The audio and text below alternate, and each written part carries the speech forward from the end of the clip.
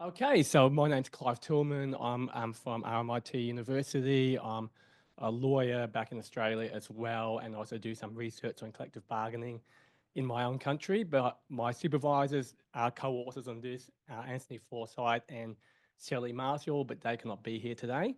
But I'll be presenting it. So it's a comparative, so reinvigorating collective bargaining in the post-COVID era, a comparative assessment of the collapse of collective bargaining under Australia's Fair Work Act and alternatives to enterprise-level bargaining.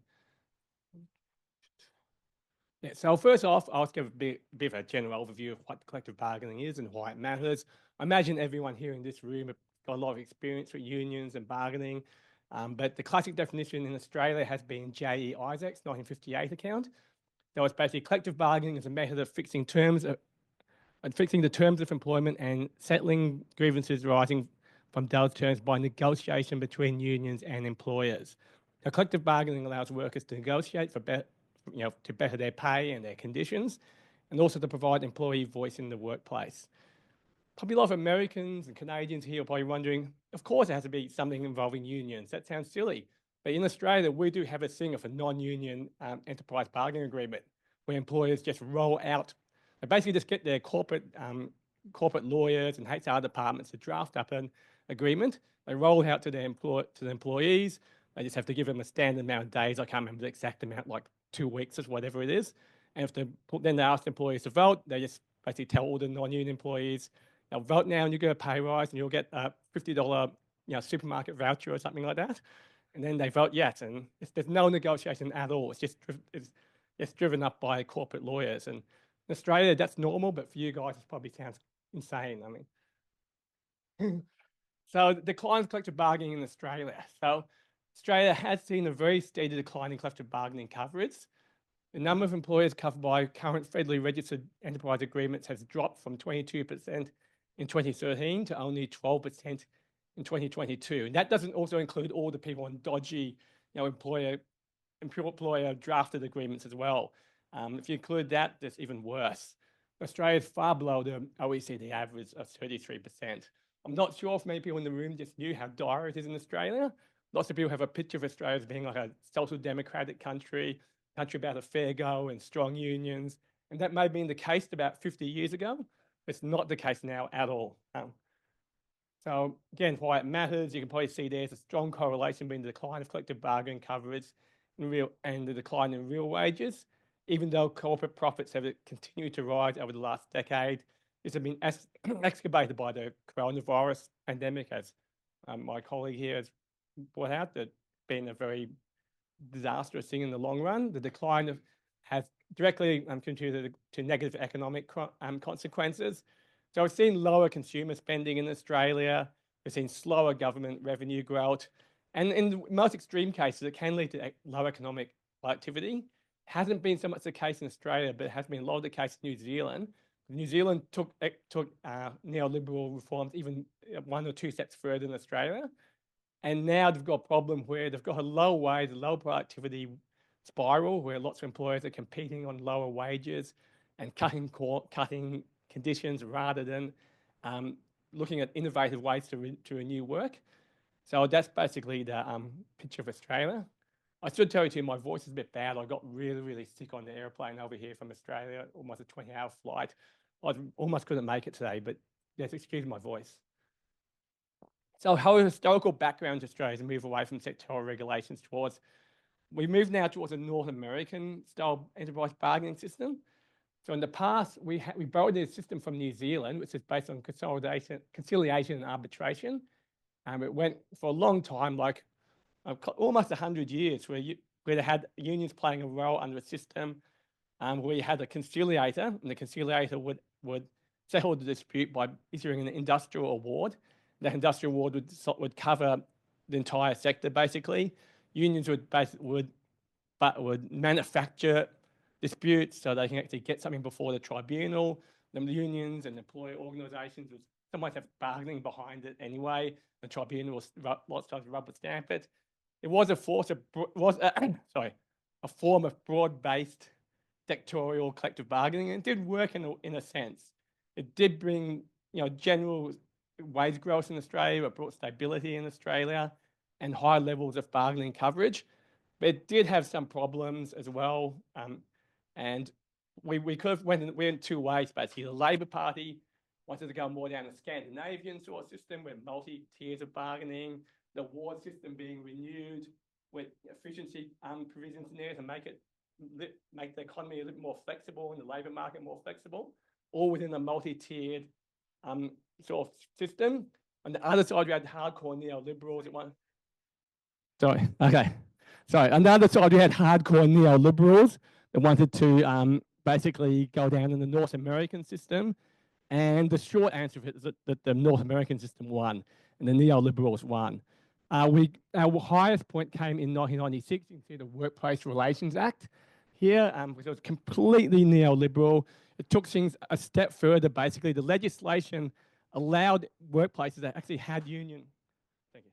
So that legislation allowed workplaces that actually had union agreements in place to put through a thing called an Australian Workplace Agreement, which was an individual agreement made under legislation that allowed the employer to basically undercut the entire collective agreement. And employers are going around to certain employees saying, leave the union, come in AWA, we'll pay you $2 more an hour. And that was going on a lot. And union busting was massive in Australia in the 90s. So now we've gone to the Fair Work Act 2009 here, where bargaining predominantly takes place at a single enterprise level. So basically we're at some of the more extreme provisions of the Workplace Relations Act have been taken away. A lot of the ability of mass union busting that we had in the 90s has kind of died down because the legislation has stopped that now. But it still is problematic, and we're still having a massive decline in collective bargaining coverage. And this is basically just an overview. I won't read out everything, but these are some of the key points of how the Fair Work Act hinders collective bargaining coverage. So the content and structure of the Act has directly contributed to the decline of collective bargaining. Access to multi-enterprise bargaining is restricted. Sectorial bargaining now in Australia is non-existent. The Fair Work Act does not distinguish between union and non-union agreements, as I said earlier. This has opened the door. This continues to open the door, I should rather say, for non-union agreements. Access to arbitration remains limited. We had some reforms to the law back in 2022 to give a bit more access to arbitration. It's still restricted. The right to strike in Australia is extremely restricted. It's even more restricted in the United States. I see things going on in the United States with pattern bargaining and whatever, and I was thinking in Australia this would be unlawful 100%. We have some of the most restrictive laws on strike in the entire democratic world. And it came out of this, neoliberal phase from that began in the 80s. Yeah.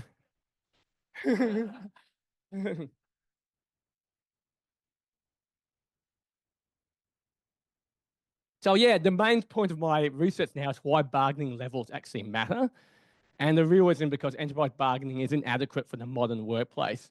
You might have read this book, The Fissured Workplace. You've probably all heard about it. It's a classic where this David Weil, he talks about how the modern workplace is one where large corporations use elaborate outsourcing models to actually avoid collective bargaining with their workers.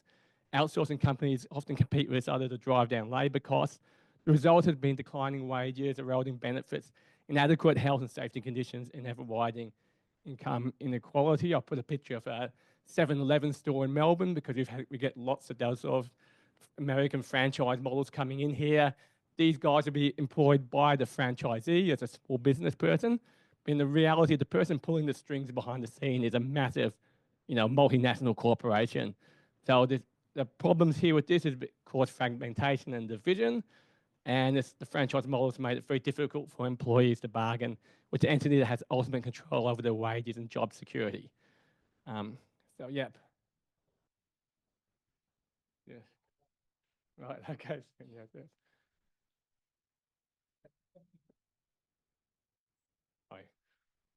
I'm going to catch my voice. So the decline of collective bargaining is not isolated to Australia. It's been almost a universal trait that we've seen in all OECD nations that negotiate predominantly at an enterprise level. For example, New Zealand, the collective bargaining rate sits at 15.9%. United States, we see here, collective bargaining coverage sits at 12%.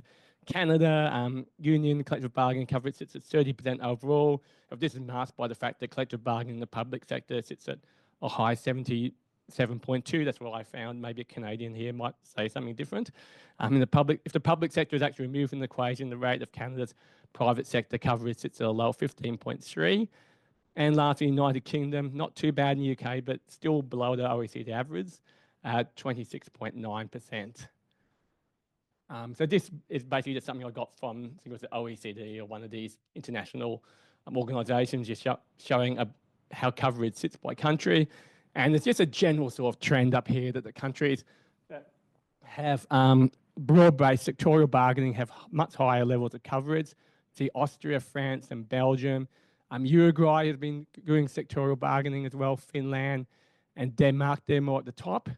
At the bottom, you see countries like Japan, New Zealand, Republic of South Korea, United States and UK, they're all more at the bottom because they have a enterprise level bargaining system. So it's a very clear relation between the level of bargaining and the amount of bargaining coverage. Countries with enterprise level bargaining, they're failing to actually bring bargaining to their workforces. And this has to be looked at. Despite all the stuff I've been saying about how bad enterprise bargaining is, there are some benefits of it. And enterprise bargaining does have its place. I'm not saying it's bad all up. So decentralized bargaining has its benefits. Some degree of decentralization is actually necessary. It can deliver firm level flexibility. It allows employees to bargain on firm-specific issue. Company bargaining can significantly enhance individual engagement with the union at a local level, thereby creating a vital channel for employee voice. For enterprise bargaining to be effective, it must operate within an organised framework. And from my research, I'm seeing that it can only really be effective inside a larger sectorial framework. And that's that's what some theorists, including Truxler, I believe it's a German industrial relations theorist, he called this organised decentralisation. So yeah, Franz Truxler's concept of organised and disorganised decentralisation. So you can see here that on the left is organised decentralisation, collective bargaining at a sectorial industry and using these higher levels of bargaining as a framework or government mechanism for bargaining at a lower level. This system is articulated and at each level of bargaining supports each other. You might know the scholar Jelle Visser. I think he's a Dutch scholar. He talks about how countries like Denmark have articulation between enterprise level bargaining and large-scale sectorial bargaining. The sectorial bargaining system set the framework for enterprise bargaining to operate inside a controlled manner. The other side is disorganised decentralisation. This is characterised by fragmented bargaining at a local level. Enterprise level bargaining takes a more market-orientated decision with a mixture of local union and non-union agreements that occur under weak or non-existing sectorial agreements. So as we talked about, again, Australia, UK, USA, New Zealand, Canada are examples of disorganised decentralisation. So we're giving an example now. In my research, I've been looking closely at Denmark, and Denmark has been called a country of organised decentralisation. Denmark has a social partners model. Unions and employer organisations have a central role in setting wages and work conditions through voluntary collective bargaining. There are two levels of bargaining in Denmark, the sectorial and the local. The two tiers of collective bargaining operate in tandem and complement each other. They're not like what employers are using the local agreements to undercut sectorial agreements, whatever we see in other countries. This doesn't exist in Denmark. Denmark sectorial agreements provide broad frameworks that cover pay and conditions for an entire industry. However, they also leave room for further housing negotiations at a company level. This allows workers at the company level to have a healthy relationship with their employers, their unions, and take part in a more personalised bargaining relationship as well. The Danish model has been successful. Collective bargaining coverage in Denmark remains healthy at 73% of private sector employees and 100% of public sector employees.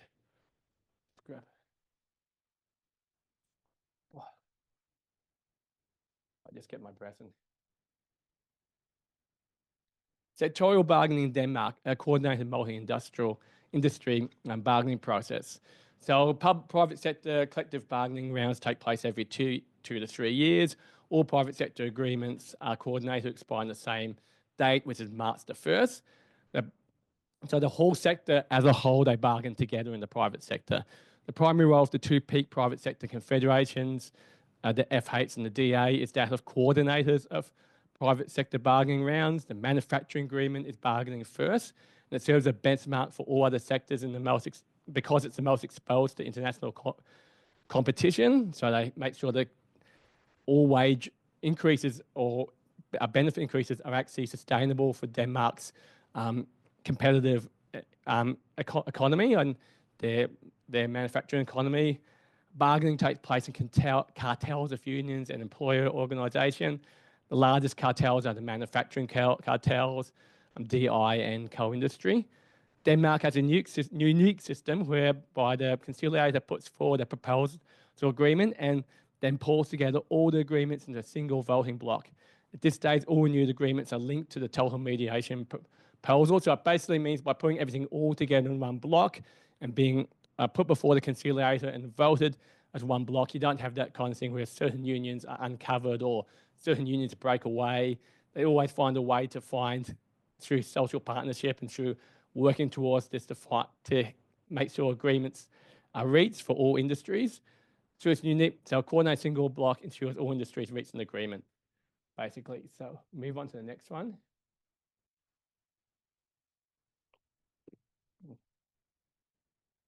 Extension of collective bargaining agreements and adoption agreements under Danish law. Collective agreements. A collective agreement is a legal contract, only binding the parties that agree to it. They do have an idea for an adoption agreement, whereby employers that don't actually abide by or don't actually become a member of the employer organisation can actually can join into the agreement, or union can place pressure on these employers to join into the agreement. They can have sympathy strikes as well in Denmark to actually force employers that don't want to actually join onto the sectoral agreement to join in. And the most high-profile one everyone might know about is the 1989 McDonald's sympathy strike. McDonald's came from America to Denmark with strictly no union policy. We do not talk to unions at all. And it lasted for quite a while. Eventually, the union movement got momentum. They started strikes where truckers were boycotting McDonald's goods. People printing McDonald's store materials, boycotted it. It became an entire industry-wide sectorial battle to make sure McDonald's signed onto the sectorial agreement. They can actually see how these individual disputes in Denmark can actually become sectorial disputes. It's very hard for big employers to actually break out of the mould. You don't see how much in other countries like Australia. So the Danish model, to wrap it up, is organised decentralisation and move towards they've had a move towards coordinated cross-sectorial bargaining in the 80s and 90s.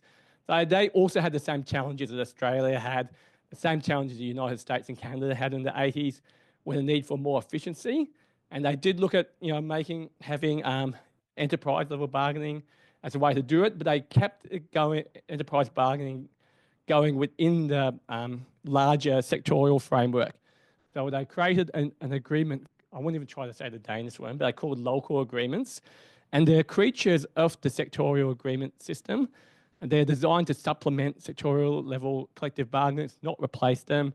If you look, for example, if you work in manufacturing and industry in Denmark, you pick up the manufacturing sectorial agreement, there will be a section in there explaining how local agreements are to be operated in particular Danish employers. This has allowed